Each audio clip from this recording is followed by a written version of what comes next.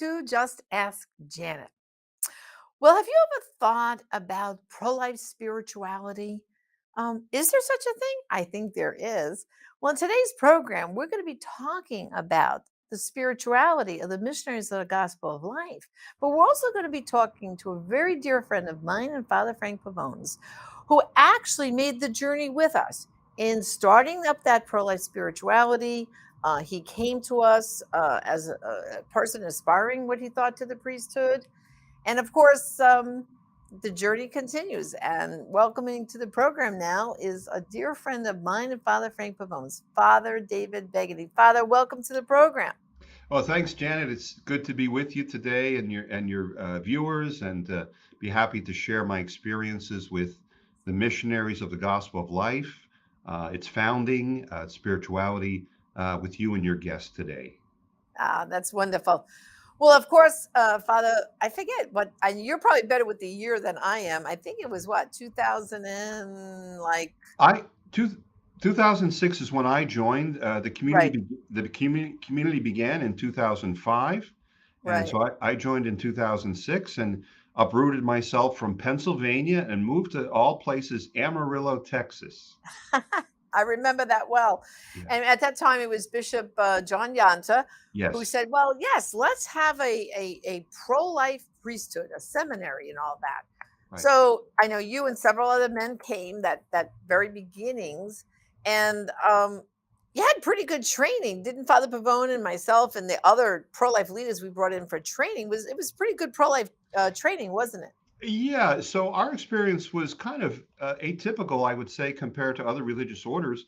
Many religious orders have what's called a novitiate, which is almost semi-monastic, but ours was called the Year of Inquiry, in which we did develop our spirituality, but at the same time we went ahead and traveled and learned so much about the pro-life movement, its various aspects. And that is one of the things that I still carry with me in my priesthood today. Of course, I'm a Josephite priest, but I carry that training with me today and use it to help men and women as best I can. Yeah, I know. And of course, that happened for a couple of years. And then, of course, Rome said, well, you can't found the seminary right now. Like, Right. kind of, because everything has to be with permission, as we know. Yes. But they did let us continue the missionaries of gospel life as a lay apostolate, that people active in the pro life movement could do that. And we're going to come back to that whole thing shortly, because I think people want to know, oh, how could I get involved with the pro life Right. Sure. spirituality? Sure. But Sure. first, let's go back to your journey. So then you Okay. left Amarillo, Texas, and you still in your heart was burning to be a priest. So tell us about the journey that happened next. Yeah, sure. Yes, right. So unfortunately, my journey with the missionaries came to an end about 2008. Uh, Through various permissions, I was allowed to continue at the seminary. And while I was in the seminary, I still felt a call to the priesthood, even if it was not going to be strictly in pro-life work.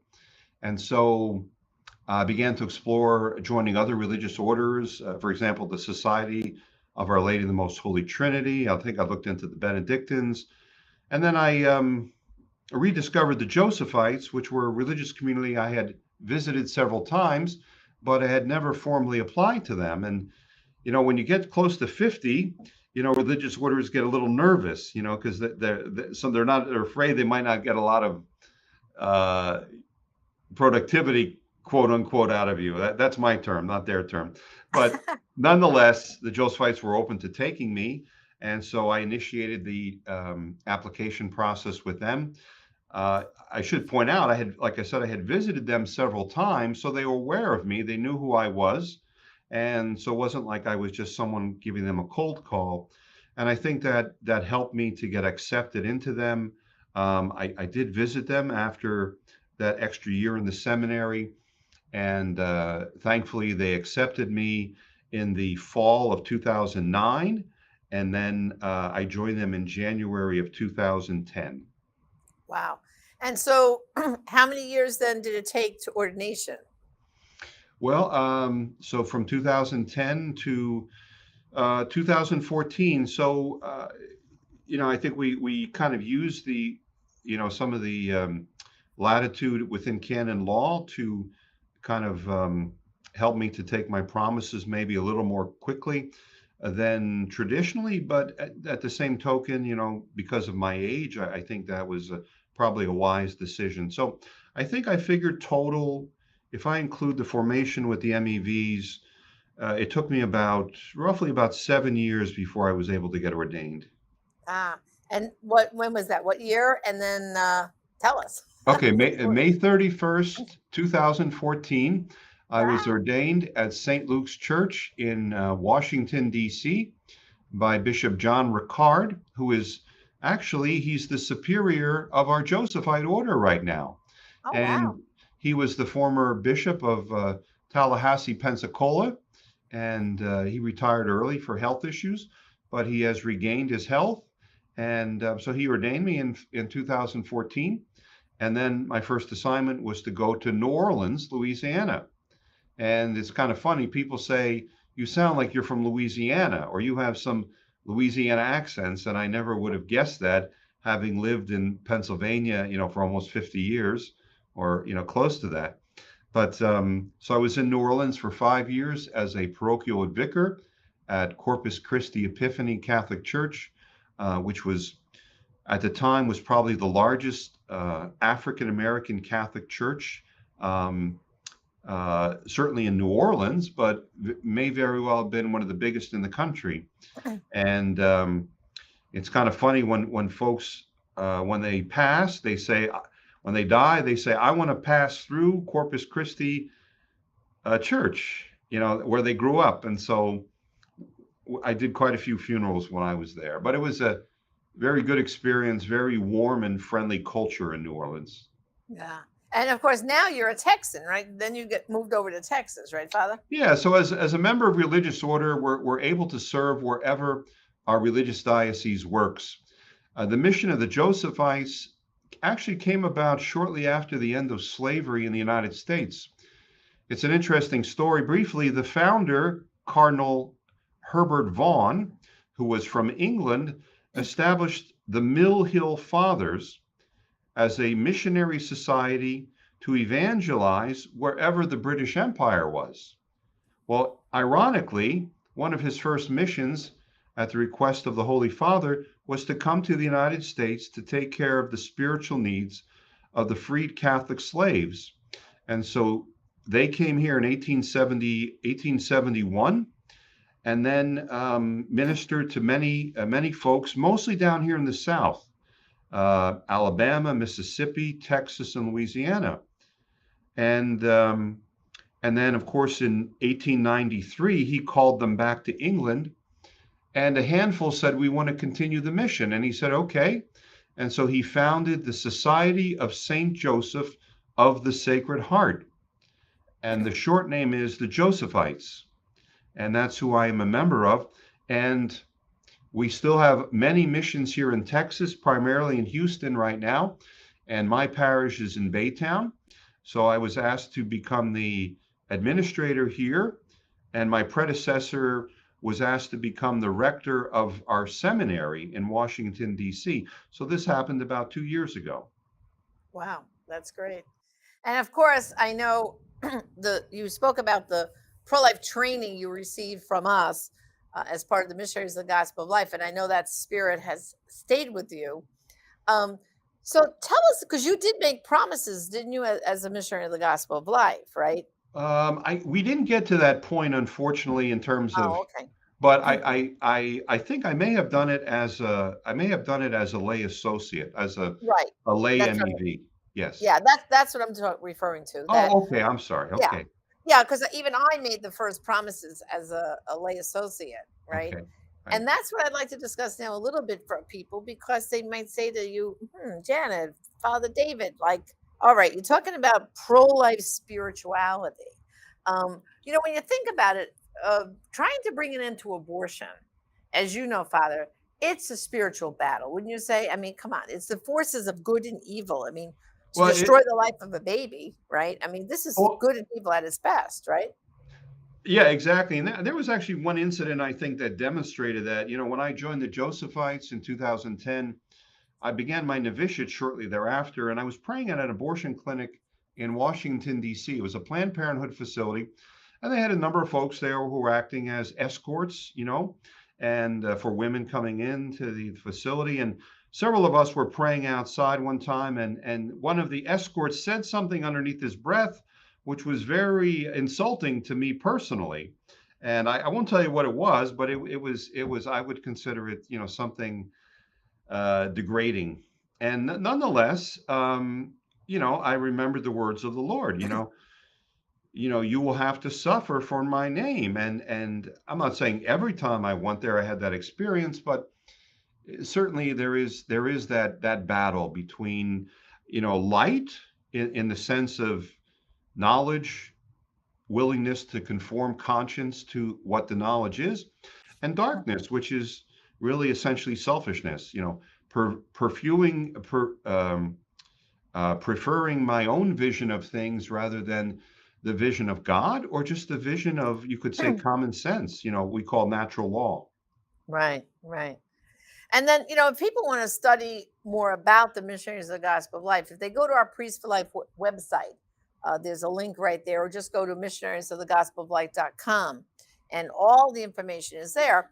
But I just thought, Father, we could just talk a little bit about what's called the spiritual disciplines for personal growth, um, which is part of the spirituality. I'm just going to name them quickly and then we'll discuss them. It's prayer, study, fellowship, apostolic witness, and of course, the spirituality of the missionaries is that it's biblical, prophetic, liturgical, ecumenical, Eucharistic, and Marian.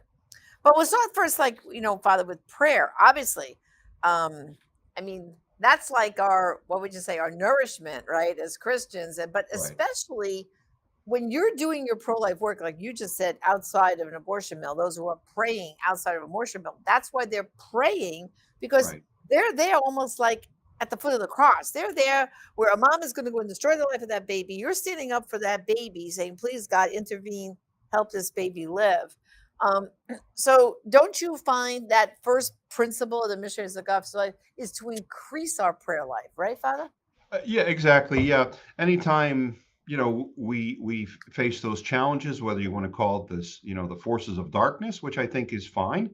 We need that nourishment, we need that strength, and prayer gives us that strength, to our souls, to our spirits, to really help us to be confident and to persevere in the face of, insults, to persevere in the face of people who don't understand what we're doing, people who refuse to, acknowledge the truth of the humanity of the unborn child, to those men or women maybe who are being forced in there against their will by their boyfriends, maybe by their parents, grandparents.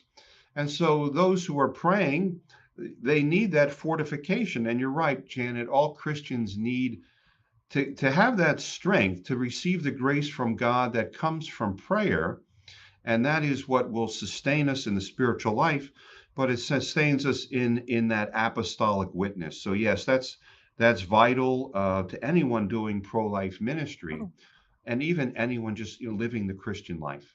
Right.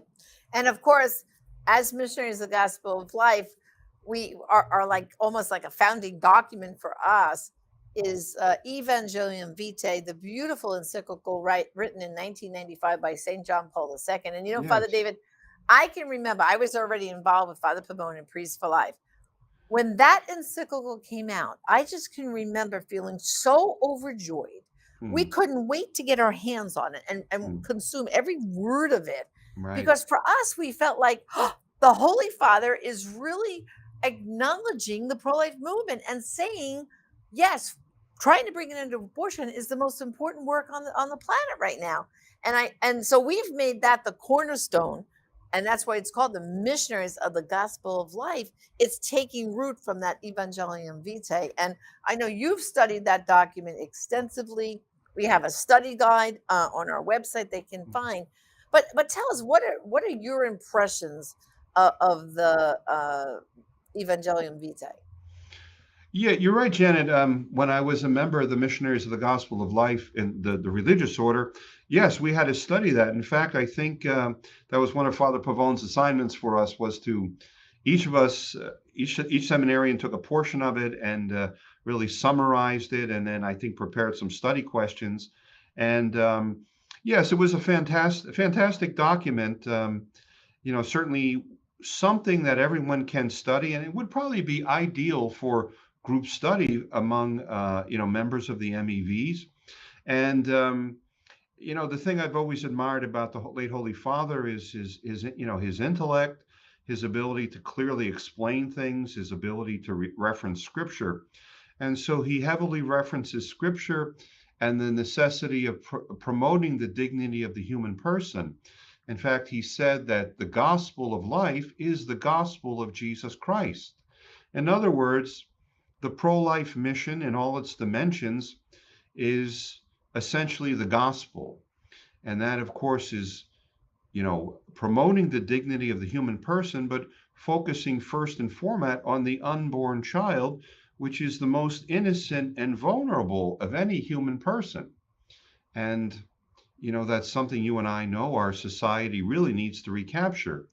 Mhm. And the Holy Father said, if we do not, protect the life of the unborn child, all of the other rights that are good that we need, the right to work, the right to health care, etc., they become superfluous if you don't have the if you don't have the right to life, then you cannot enjoy those other things. And so he stressed the importance of working, politically, even socially, educationally, to help people understand who the unborn child is and to recapture that dignity that unborn children have prior to Roe v. Wade. Yeah. And of course, Father, there's certain parts of the Gospel of Life, Evangelion Vitae, that, like, for example, I know with my work with the women of Silent No More who regret their abortions, of my work with Rachel's Vineyard, Yes, which, is yes, part of our right. ministry, paragraph 99 for Okay. these women is so important. And for Yes, those who don't know paragraph yes, 99, yes. paragraph 99, the Holy Father said, that because women always ask that, what about my baby? What about my baby? Is my baby with Jesus? Where's my Yeah, baby? And in paragraph 99, when the Holy Father clearly said, we entrust your child to the Lord, that yeah, entrustment, I have seen, Father, in so many Rachel's Vineyard retreats, that when we tell them about that paragraph and right, they hear those words, oh, so I entrust my baby to Jesus, it's right. reassuring to them that, okay, it's going to be okay, right, Father? Right. Exactly. And that's what the Holy Father was trying to convey. He was trying to convey to the women who are suffering from abortion, and we can even say to their husbands, their partners, boyfriends, that we entrust the unborn child to the loving, care of God. So in our Christian faith, we think typically to be baptized, to enter into heaven, we have to be baptized. And so the Holy Father wanted to assure the women that even though their babies were not baptized, that that indeed God can make a way for them and that they are indeed in his presence. And we always say in our faith that, God is not bound by the sacraments. In other words, God could make a way for an unborn child or for someone else perhaps to enter into heaven even without baptism. Um, but again, that's what the Holy Father was alluding to, that we entrust them to the care of God, that indeed there is a good chance and maybe even extreme likelihood that indeed they are in the presence of God. And you're right, that is very consoling to women, to men who've been involved in abortion, to know that even though they've done this thing and they've received forgiveness, that their child, may very well and probably is enjoying, that presence of being in the presence of God, which is what we are strive for here on earth, of course, by living, being faithful to our Christian faith and values, we do that, with the hope of seeing God, being with Him at the end of our earthly lives. Wow. And of course, when I think about all the different questions or problems we have in the pro life movement, if you look inside Evangelion Vitae, the Gospel of Life, it's there. Like, even with politics, the Holy Father really addressed that abortion is the foundational issue. That, like you said before, Father, all these other rights, the right to a good education, to housing, to good food and nourishment, to health care, Mm, education, all that stuff's important. right. But you have to have life to enjoy those things. And Yes. that's why life is the most important. And he even took on voting, that it's almost like a duty of ours to come Okay. out and vote pro life in evangelion vitae, didn't he? Yeah, the Holy Father, he's a realist, and he understands that the way that women and men have set up what we call how they rule themselves, through democratic forms of government, other forms of government, that if there is something that's unjust in society, then it's legitimately can be addressed by making new laws, by reforming old laws, by promoting new laws. And so he acknowledged the necessity of what had to be done. And along with that, of course, is voting for candidates who will support our values. Now, I heard from a friend yesterday. I was actually out golfing with him, and he was telling me about his father. And his father, one time, was upset when a priest said, you really should hold the life of the unborn as a primary value in voting. But the Holy Father, John Paul, was trying to say it's important for us to engage, our political process in the sense that we have elected representatives, and so we have to vote for those who are going to support our values. I mean, it's common sense. If we think about, certainly, why don't we use the example of Nazi Germany? If people would have voted for the candidates who were not of that particular party, and if they would have been stronger in that, maybe that great evil would not have occurred. And so we have in our democratic system, we elect our representatives. And so we have to elect those who support our values. And the right to life of the unborn child really is the preeminent value. All the other things are good, taking care of migrants, taking care of the poor. But again, if you don't have that right to life, all of these other things really, it almost becomes a lie to support those because we do not support the right to life of the unborn. And so, Right. yes, it is important. And the Holy Father, strongly supported the necessity of involvement in politics and voting for those who support the right to life of the unborn. Right. Now, if people are watching this program and maybe they're a little curious about the Josephites, and they said, maybe there's men watching right now who maybe are discerning a vocation to the priesthood, and Yeah, maybe they don't feel called to be a diocesan priest, and they said, "Oh, the Josephites. I didn't hear about that." yeah. Where could they go, Father, to begin to explore what the Josephites are about? Is there a website, or just to kind of take a Yeah. peek into it? Well, www.josephites, so that's Joseph with an ITES.org, josephites.org. If you go there, and remember, you're going to look for the one that's in the United States, because I think there is actually another Josephite order or something, or they call themselves that, but they work, I think, in Europe. Well, in any Ah, case, so www.josephites.org. And our current vocation director is Father Stephen Sohei. And if you go to the website, you can send in information. Now, Josephites are a religious order. So for a man who wants to become a priest, there are two options.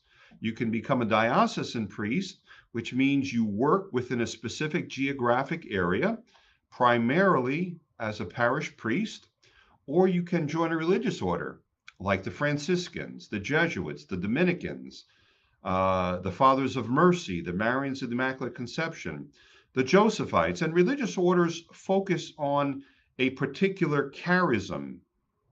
The charism means a particular gift that religious order gives to the church. The Josephites' religious particular gift is the evangelization of the African American community. And so we not only take care of the needs of African American Catholics, but through our dialogue and our participation in community life, we are there to evangelize non Catholic African American persons with the gospel, to show them the mercy of Christ, to be with them in their struggles, to certainly promote their social welfare. And so that's what we do as Josephites. Our primary role is primarily as parish priests.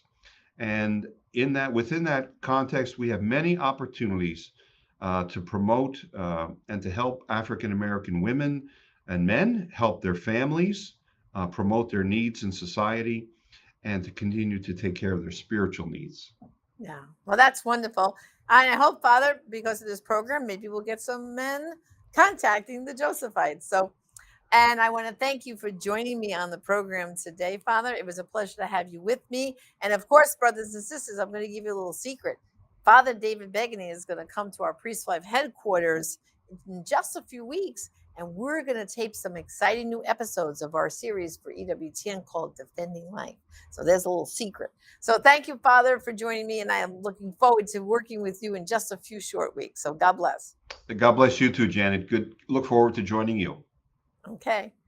Well, brothers and sisters, thank you for joining us here on Just Ask Janet today. And just a reminder, if you're interested in the Missionaries of the Gospel of Life, just go to that website, missionariesofthegospeloflife.com. And if you'd like to inquire a little bit more about the Josephites, that's josephites.org. Until next time, this is Janet Morena, Executive Director of Priests for Life. God bless. I will be